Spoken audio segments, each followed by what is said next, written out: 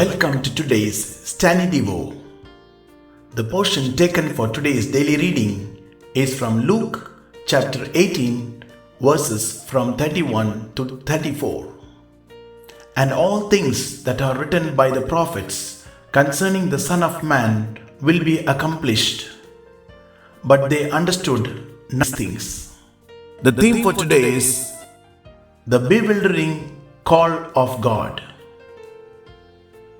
God called Jesus Christ to what seemed absolute disaster, and Jesus Christ called his disciples to see him put to death, leading every one of them to the place where their hearts were broken. His life was an absolute failure from every standpoint except God's.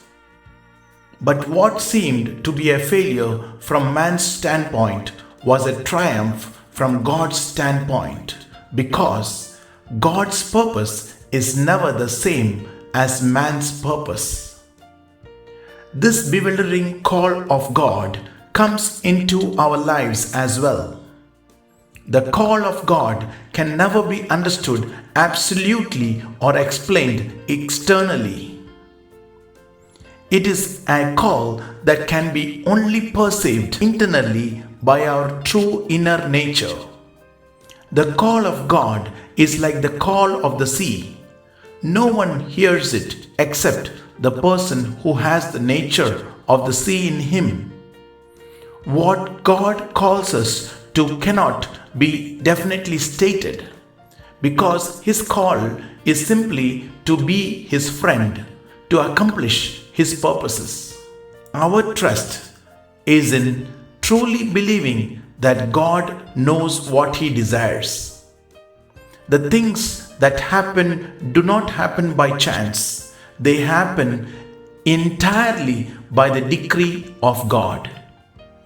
God is sovereignly working out his own purposes.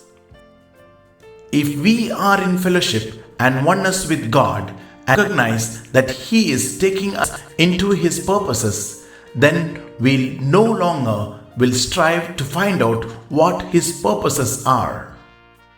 As we grow in the Christian life, it becomes simpler to us because we are less inclined to say, "I wonder why God allowed this or that." And we begin to see that the compelling purpose of God lies behind everything in life, and that God is divinely shaping us into oneness with that purpose. A Christian is someone who trusts in the knowledge and wisdom of God, not in his own abilities. If we have a purpose of our own, it destroys the simplicity and the calm, relaxed pace which should be characteristic of the children of God. The place for the comforter is not that one who preaches, but of the comrade who says nothing but prays to God about the matter. The biggest thing you can do for those who are suffering is not to talk platitudes, not to ask questions, but to get into contact with God, and the greater works will be done by prayer, as can be clearly seen in John chapter 14 verses 12 and 13. May God bless you with this word today. Have a great day. Amen.